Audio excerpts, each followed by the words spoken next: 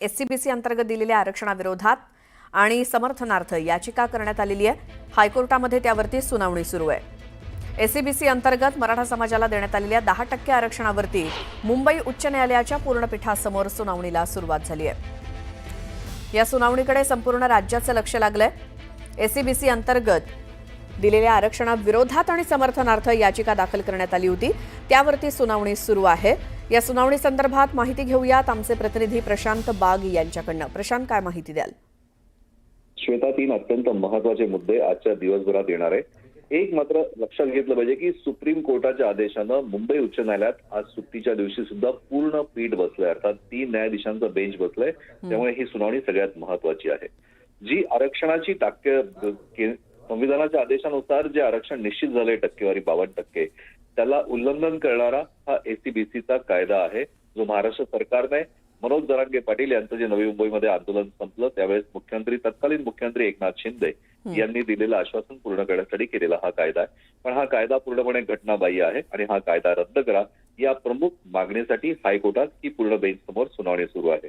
या सुनावणीमध्ये प्रदीप संचती हे मराठा समाज मागास नाहीये याचिकाकर्त्यांचे वकील यांचा अत्यंत आग्रही युक्तिवाद सुरू आहे की मराठा समाज हा मागास नाहीये, त्यामुळे मराठा समाजाला मागास ठरवून एससीबीसी आरक्षण देणं हे अत्यंत चुकीचं आहे।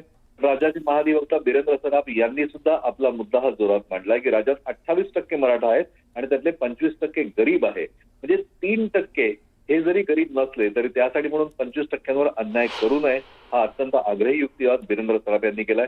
आणि हाच आता महत्वाचा आहे, म्हणजे कोर्टाच्या माध्यमातून ज्या पद्धतीनं सवाल जवाब या सुनावणीवर सुरू आहे की तुम्हाला जर का आता 2 रिझर्वेशन आहे, काही पात्र मराठ्यांना कुणबी सर्टिफिकेट देणार असल्याचं मुख्यमंत्र्यांनी सांगितलंय, असा प्रदीप संचेती यांचा युक्तिवाद।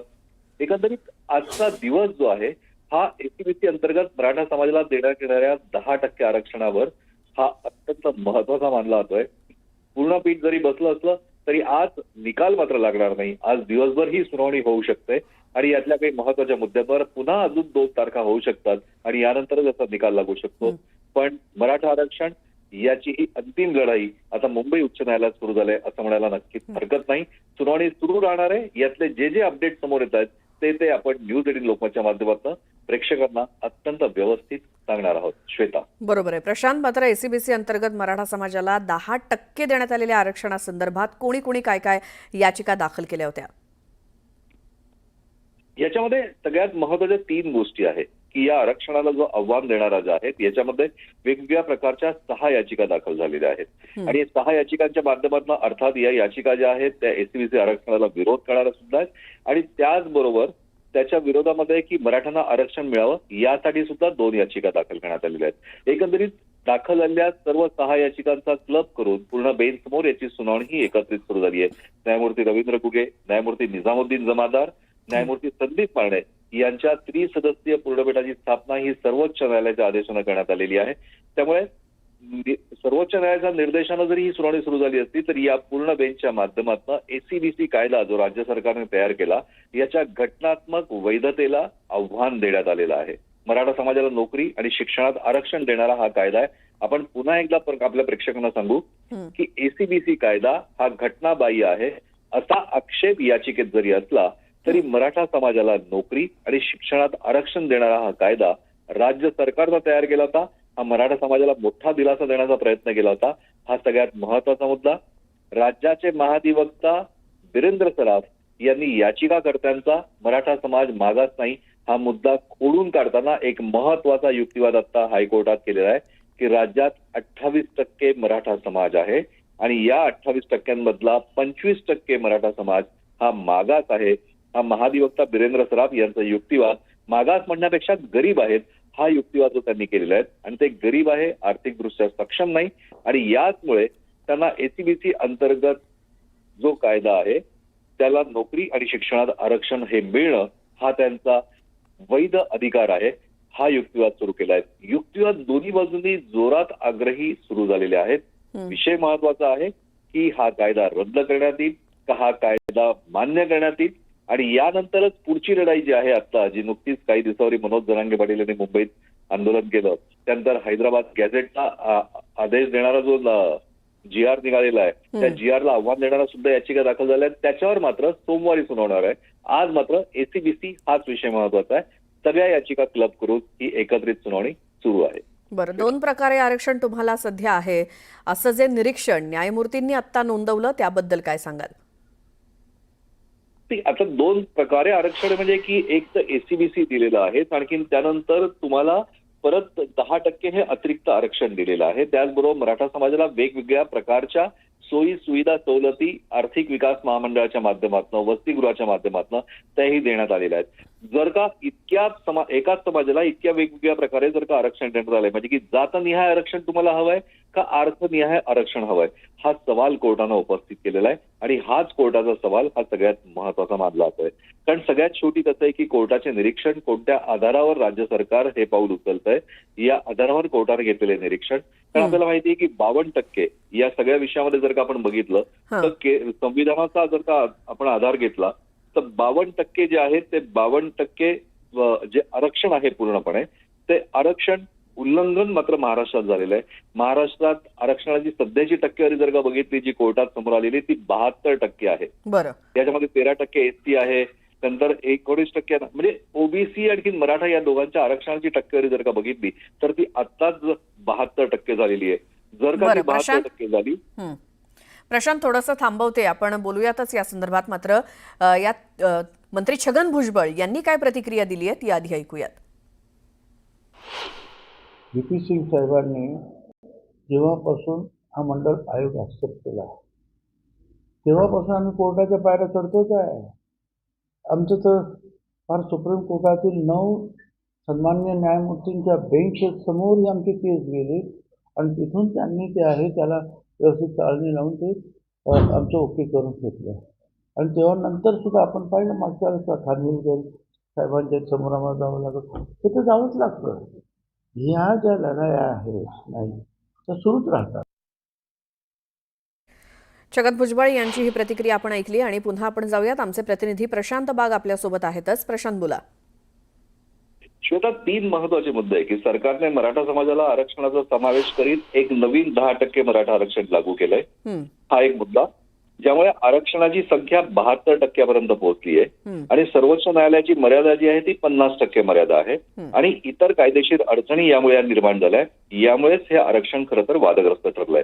मग त्या आरक्षणामध्ये एसीबीसीचा जो आदेश देण्यात आला होता त्या एसीबीसीचा जो कायदा करण्यात आला होता त्याला आव्हान देण्यात आलेलं आहे. म्हणजे वेगवेगळ्या प्रकारचे 2 आव्हान मुंबई हायकोर्टात आहे. एक म्हणजे की एसीबीसी कायद्याला दिलेलं आव्हान म्हणजे मराठा समाजाला देण्यात आलेलं 10% आरक्षण आणि दुसरं म्हणजे हैदराबाद गॅझेटचा GRला दिलेलं आव्हान त्याची सुनावणी सोमवारी आहे. पण आज एसीबीसी अंतर्गत मराठा समाजाला जे 10% आरक्षण देण्यात आलंय हे पूर्णपणे कायदाबाह्य आहे, घटनाबाह्य आहे आणि एकाच समाजाला वेगवेगळ्या प्रकारे 2 पद्धतीने आरक्षण देण्याचा हा घाट घातला जातोय. अशा प्रकारचे गंभीर आक्षेप या पूर्ण याचिकेत करण्यात आलेले आहेत आणि याचमुळे ही याचिका महत्वाची ठरते. कारण 3 गोष्टी याच्यात महत्वाची आहे. एकीकडे जरी मराठा समाजाला नोकरी आणि शिक्षणात आरक्षण देणारा जरी हा कायदा असला तरी कायदा करण्याची गरज काय हा सवाल कोर्टानं त्यांच्या इनडायरेक्टली उपस्थित केलाय. कारण जर का तुम्ही त्यांना आरक्षण देण्यासाठी शिक्षणामध्ये राखीव ठेवण्यासाठी जर तुम्ही तरतूद महामंडळाच्या माध्यमातून केलेली आहे तर मग पुन्हा याची गरज का? म्हणजे दुहेरी आरक्षण पद्धतीचा फायदा एकाच समाजाला का? तर एक्सप्लेन करा. आणि याच मुद्द्याचा योग्य जो प्रतिवाद जो आहे तो महाधिवक्ता बिरेंद्र सराफ यांनी केलाय की राज्यात 28% मराठा समाज आहे पण या 28%तला 25% मराठा समाज हा गरीब आहे, आर्थिकदृष्ट्या गरीब आहे आणि ही अधिकृत आकडेवारी टक्केवारी सरकारच्या माध्यमातून करण्यात आलेल्या निरीक्षणातून समोर आलेली आहे. त्यामुळे आर्थिकदृष्ट्या गरीब असलेल्या मराठा समाजाला सक्षम करण्यासाठी शिक्षण आणि नोकरी या दोघांमध्ये त्यांना अधिक प्राधान्य देण्यासाठी म्हणून एसीबीसीचं आरक्षण राज्य सरकारनं जो कायदा देऊन केलेला आहे ते अत्यंत योग्य आहे. हाच त्यांचा युक्तिवाद जो आहे हा अत्यंत आग्रही आहे आणि आक्रमक सुद्धा आहे. हे आपल्याला माहिती आहे की तामिळनाडूमध्ये सुद्धा अशाच प्रकारची सरकारने आरक्षण दिलं होतं पण तेही सर्वोच्च न्यायालयामध्ये आव्हान दिल्यामुळे ते अजूनही पेंडिंग आहे, लागू करण्यात आलं नाही आहे. त्याच धर्तीनंतर आपल्या देशामध्ये दुसरं राज्य आहे महाराष्ट्र की महाराष्ट्रात सुद्धा या प्रकारचं सुद्धा या आरक्षणावरनं लढाई सुरू झालेली आहे. अर्थात ही लढाई कायद्याची आहे. ही जसं छगन भुजबळ आता थोड्यापूर्वी आपण तू छगन भुजबळ यांचं म्हणणं ऐकवलं. छगन भुजबळ यांनी जसं सांगितलं की आमची लढाई ही आता कायद्यासाठी जाते, कोर्टात वर्षानुवर्ष आम्ही जातोच आहे. कारण सगळ्यात शेवटी काय श्वेता माहितीये का की लोकशाहीमध्ये सरकार लोकांमधल्या घटकांसाठी निर्णय घेऊ शकतं, पण त्या निर्णयाला सर्टिफाय मात्र न्याय व्यवस्थाच करू शकते. आणि न्याय व्यवस्था जी सर्टिफाय करते ती अर्थातच 1949 साली जे आपलं संविधान तयार झालं, 1950 साली जे आपलं संविधान लागू झालं, त्या आधारावरच करते. त्यामध्ये असलेल्या तरतुदींचा समावेश हा सगळ्यात मोठा आणि महत्वाचा मानला जातो. कारण आपल्या देशामध्ये 18 पगड जातींचा समूह आपण म्हणतो. महाराष्ट्रात अधिक 12 पगड जाती आहे, 18 पगड जाती आहे. त्या सगळ्याच कॅटेगरीच्या म्हणजे त्या भटक्या जमाती असतात, अनुसूचित जाती असतात, अनुसूचित जमाती असतात, इतर मागासवर्गीय असतात, विशेष मागासवर्गीय असतात, विमुक्त जाती असतात, बंजारा पारधी असतात आणि या सगळ्या पलीकडे जाऊन अर्थसंकल्पीय दुर्बल वर्ग हा सुद्धा अजून एक महत्वाचा वर्ग आहे. त्यामुळे या 18 पागड जातींचा बॅलन्स सांभाळण्याचं सगळ्यात महत्वाचं काम जे आहे हे कायद्याच्या आधारावर न्याय व्यवस्था करतं. आणखीन त्यांनाच दिलासा देण्याचं काम हे लोकशाही म्हणून राज्य सरकार करतं. पण राज्य सरकारने केलेला कायदा किंवा घेतलेला निर्णय हा कोर्टामध्ये चॅलेंज करता येतो. भुजबळ यांच्या बोलण्यातली व्यापकता सगळ्यात महत्वाची आहे. अनेक वर्षांपासून कायदेशीर लढाई या सुरू आहे. आता पुन्हा एकदा ही लढाई सुरू झालेली आहे. श्वेता. बिलकुल. प्रशांत, या सगळ्या सविस्तर आणि महत्त्वाच्या माहितीसाठी खूप खूप धन्यवाद. एसीबीसी अंतर्गत मराठा समाजाला देण्यात आलेल्या 10% आरक्षणावर मुंबई उच्च न्यायालयाच्या पूर्ण पीठासमोर सुनावणी पार पडली. पुढची सुनावणी 4 ऑक्टोबरला होणार आहे. राज्य सरकारनं केलेला एसईबीसी कायदा घटनाबाह्य आहे, हा कायदा रद्द करा ही मागणी करणाऱ्या याचिका हायकोर्टात दाखल झाल्या. सर्वोच्च न्यायालयापर्यंत हा विषय पोहोचला. अखेर सर्वोच्च न्यायालयानं मुंबई हायकोर्टाला पूर्ण बेंच समोर सुनावणी घेण्याचे आदेश दिले. त्याप्रमाणे पहिली सुनावणी आज पार पडली. 4 ऑक्टोबरला पुढची सुनावणी. आमचे प्रतिनिधी प्रशांत बाब यांच्याशी बोलूया. प्रशांत, काय अधिक सांगाल?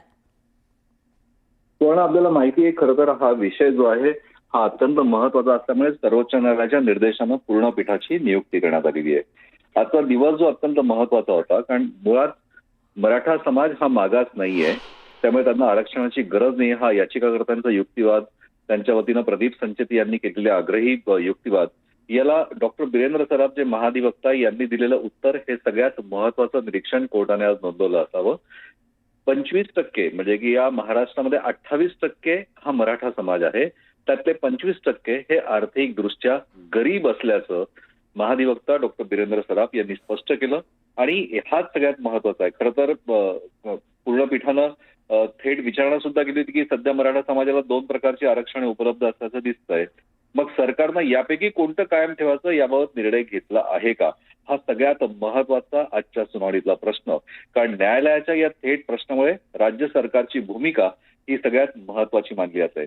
म्हणजे मराठा समाजातील पात्र लोकांना कुणबी प्रमाणपत्र देण्यात येणार असं जरी सांगितलं असलं तरी हैदराबाद गॅझेटच्या आधारे मराठा समाजातील व्यक्तींना कुणबी म्हणून नोंदवण्याची प्रक्रिया सुरू आहे. हा जो महाधिवक्तांनी युक्तिवाद केला, याच युक्तिवादामुळे हा आरक्षणाचा गुंता वाढलाय. अशा प्रकारचं निरीक्षण हे आज कोर्टानं नोंदवलंय की काय, असा प्रश्न आज सुनावणीमध्ये सगळी सुनावणीला तोंड देत असताना समोर आला. खरं तर मराठा समाजाला 10% आरक्षणाव्यतिरिक्त कुणबी प्रमाणपत्राच्या आधारे त्यांना ओबीसी आरक्षणाचाही मार्ग खुला करण्यात आलाय. आणि याच मुद्द्यावर कोर्टाने 2 आरक्षण हा मुद्दा उपस्थित केलाय. याचमुळे कायदेशीर आणि सामाजिक वाद वाढण्याची चिन्ह आहे. अशा प्रकारची सुद्धा बाजू ही याचिकाकर्त्यांच्या बाजूने ऍडव्होकेट प्रदीप संचेती यांनी मांडली. आणि राज्य सरकारने आरक्षणाचा हा दुहेरी लाभ रोखला नाही तर राज्यातल्या इतर मागासवर्गीय समाजांमध्ये सुद्धा मोठ्या प्रमाणावर असंतोष उसळण्याची शक्यता आहे. हा अत्यंत आग्रही युक्तिवाद प्रदीप संचेती यांनी केला. या आजच्या सुनावणीकडे महाराष्ट्रातल्या नुसतेच मराठा नाही, ओबीसी नाही तर सगळ्यांचंच बारीक लक्ष आहे. कारण आपल्याला माहिती आहे की 2014ला पृथ्वीराज चव्हाण यांनी तत्कालीन मुख्यमंत्री असताना सत्ता ज्यावेळेस संपत होतं, सरकार संपवता कालावधी, त्यावेळेस त्यांनी 16% मराठ्यांना आणि 5% मुस्लिमांना आरक्षण जाहीर केलं होतं. आणि याचाच फटका हा इतर आरक्षणाची मागणी करणाऱ्यांवर सुद्धा होऊ शकतो. आणि सामाजिक दुही आणि सामाजिक अशांतता आणि अराजकीय समतोल या अत्यंत महत्वाच्या अडचणींना तोंड द्यावं लागेल. हा मुद्दा आज कोर्टात आलाय. आज सरकारने भूमिका स्पष्ट करावी हे कोर्टानं स्पष्ट केलंय. 4 ऑक्टोबरची सुनावणी, 4 ऑक्टोबरला पुढची सुनावणी असेल. धन्यवाद प्रशांत, आपण माहिती दिली त्याबद्दल.